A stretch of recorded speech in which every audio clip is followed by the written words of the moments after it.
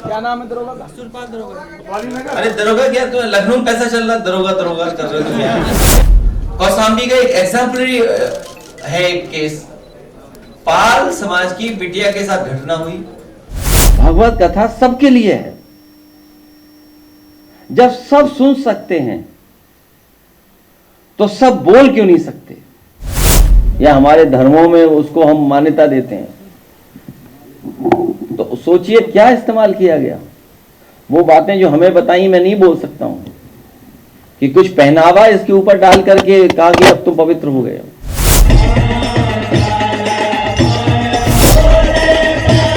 Bharatiya Janata party उनका political लाभ लेने के लिए घटनाएं होने देना चाहती है।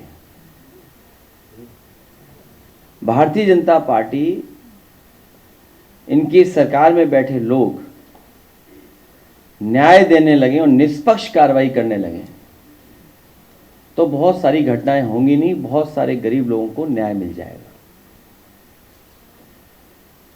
इस सरकार का रवैया क्या है, इस सरकार का रास्ता क्या है?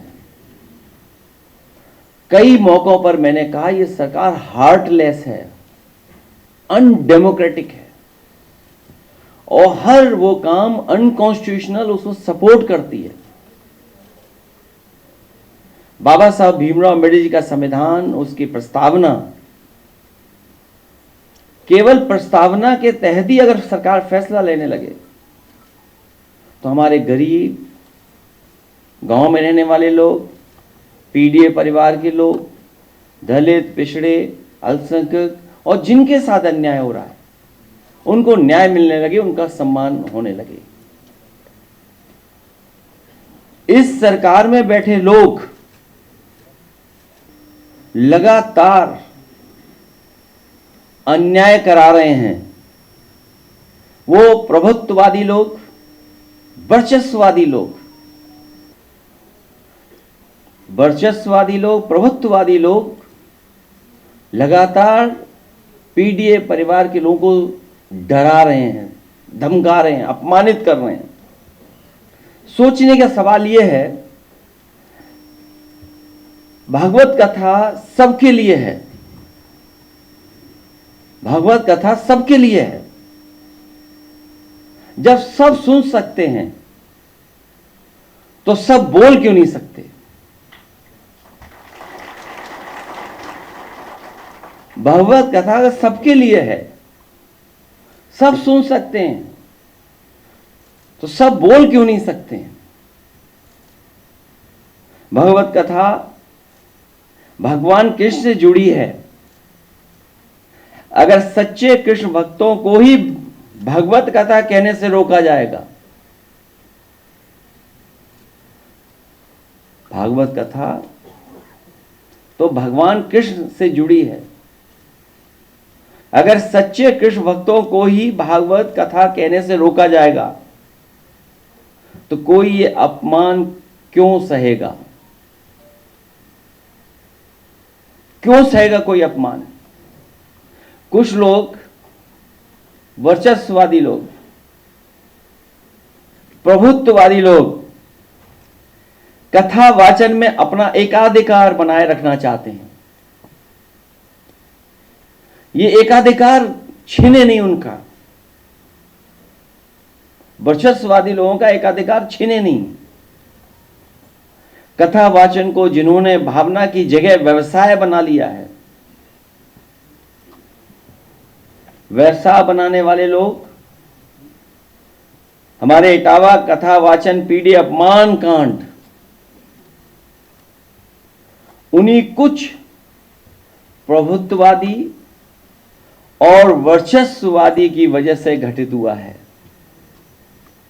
अगर पीडीए समाज के इन लोगों को इतना ही परहेज है तो घोषित कर दें कि परंपरागत रूप से कथा कहने वाले वर्चस्ववादी पीडीए समाज द्वारा दिया गया चढ़ावा, चंदा, दान, दक्षिणा कभी स्वीकार नहीं करेंगे।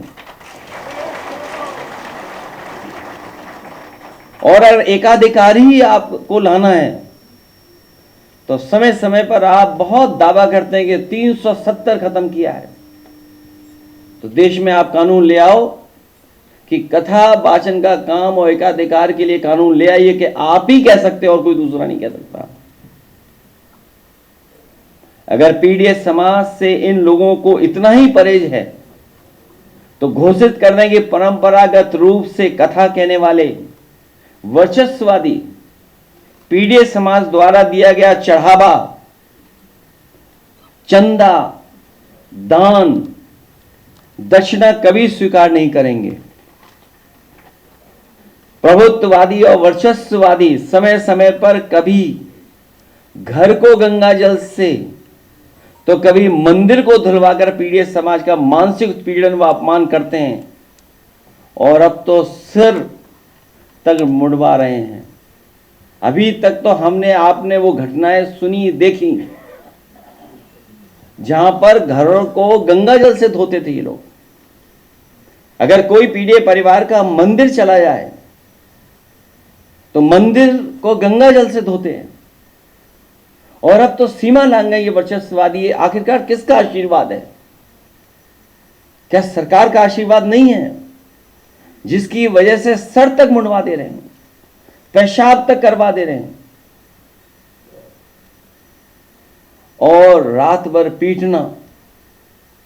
पीटने के साथ साथ उनकी ढोलक छीन लेना, हारमोनियम छीन लेना, दबाव बनाकर के कितने पैसे देना था कथावाचक के लिए, उसमें जो खर्चा हुआ वो खर्चा नहीं दोगे तो रात भर पिटोगे, अगर पैसा दे दोगे तो बचोगे। आखिरकार ये वर्चस्ववादी और प्रभुत्ववादी लोग इतनी ताकत कहां से पा रहे हैं? भाजपा राज में पीडीएस समाज को हे दृष्टि से देखा जाता है। आदरणीय रामजस सुमन जी ने तो कुछ घटनाएं बताई हैं, कुछ महत्वपूर्ण पदों पे बैठे लोगों के बारे में बताया है। सुना है हमने कि देश की सर्वोच्च सीट पर बैठने वाले के साथ भी कभी अपमान हुआ है। देश के राष्ट्रपति भी हे दृष्टि का सामना कर चुके हैं। सच तो यह है कि जैसे जैसे पीडीएस समाज में चेतना और जागरूकता बढ़ती जा रही है वैसे वैसे पीडीएस समाज पर मनोवैज्ञानिक दबाव बनाने के लिए वर्चस्ववादी के पीडीएस समाज पर अत्याचार बढ़ते जा रहे हैं। जो पाल समाज की बेटी के साथ अन्याय हुआ, अगर उसके परिवार के लोग खड़े हो गए तो उसके पिता पे भी मुकदमे लगा करके जेल भेज दिया, इनाम भी घोषित कर दिया।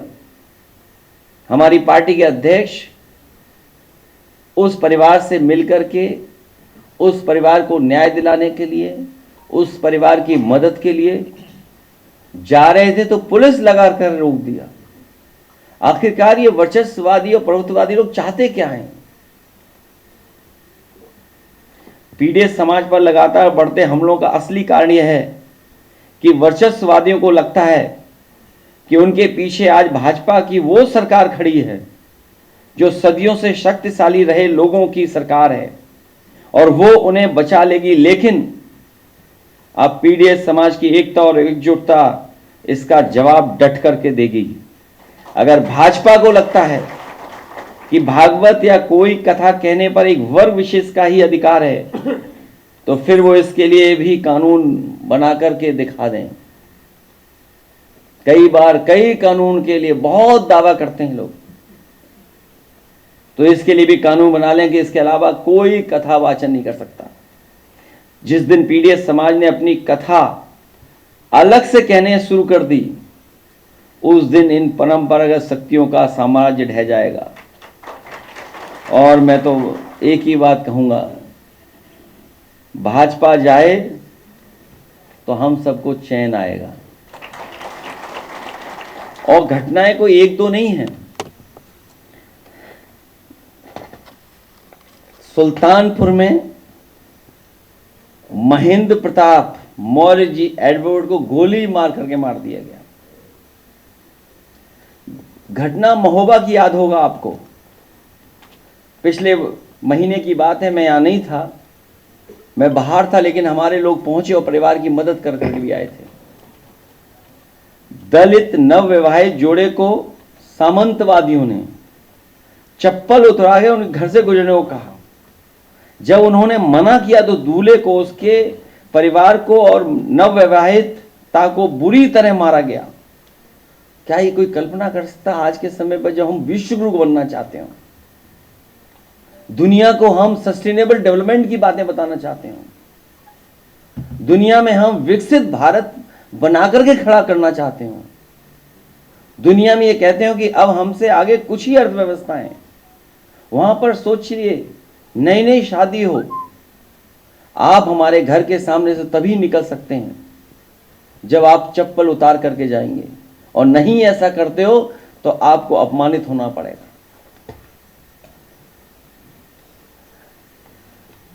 ईटा की घटना, जैतपुरा की अम्बेडकर जयंती पर शोभा यात्रा नहीं निकालने दी, दलित परिवार में शादी, बारात आई, बेटी की शादी में सत्ता समर्थकों ने बवाल किया, और फिर जब पुलिस आई तो पुलिस को न्याय देना था, न्याय नहीं दिया। जिनके साथ अपमान हो रहा था उन्हीं को पीटा पुलिस ने, सोचिए आप, उन्हीं को अपमानित किया पुलिस ने। और इटावा की घटना तो आपको पता ही है, और ये सब इसलिए हो रहा है कि 2500 लोग ही इसको सरकार को चला रहे हैं। 2500 लोग पिछले 9 साल से, 20 साल से इधर उधर 2500 ही लोग खेल खेल रहे हैं। हम इन कथावाचकों का धन्यवाद देते हैं कि हमारे बुलाने पर आए हैं, और सरकार में बैठे लोग कुछ भी कर सकते हैं, कुछ भी कर सकते हैं। सरकार में बैठे लोग कुछ भी कर सकते हैं। नजर उतारने का तरीका तो हमने और आपने देखा ही। इनसे रुपया मंगाया गया कि जितने रुपए में आपको आना था उतने रुपए इनसे मंगाए, तब इन्हें छोड़ा गया। दूसरे संत सिंह, जिनका वीडियो हमने आपने सबने देखा कि किस तरीके से इनके सर से बाल निकाले गए और क्या क्या भाषा का इस्तेमाल किया, किस तरीके से इनको पवित्र करने के लिए जो गंगा जल की ये कहानी है, या हमारे धर्मों में उसको हम मान्यता देते हैं, तो सोचिए क्या इस्तेमाल किया गया। वो बातें जो हमें बताई मैं नहीं बोल सकता हूं कि कुछ पहनावा इसके ऊपर डाल करके कहा कि अब तुम पवित्र हो गए। और दूसरा हमारा साथी श्याम जी कठेरिया है, जो आंखों से नहीं देख सकता, इसकी ढोलक ही छीन ली। नई ढोलक मैंने दिलाई आज अभी।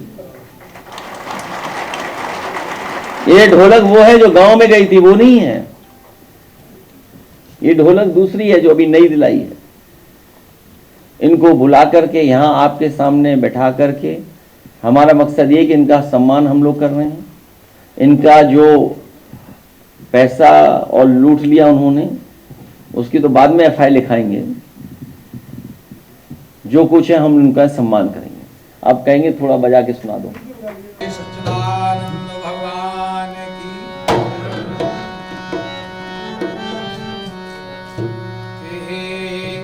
नेताजी मेरी ध्वनि को और सुनने का समय देना।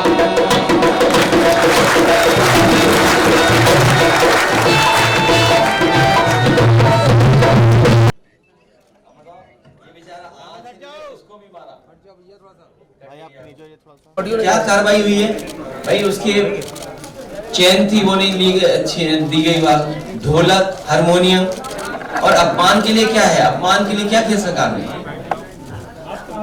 अभी आपको नहीं पता, ये सरकार को इन पे मुकदमा दर्ज करा दी। आपको नहीं पता क्या? अभी मुकदमा दर्ज करा देगी सरकार ने, देखिएगा आप। इटावा में ये घटना हुई है, उसी इटावा में आप एक आलिशान और भव्य मस्जिद बता रहे हैं, इसका नाम केदारी से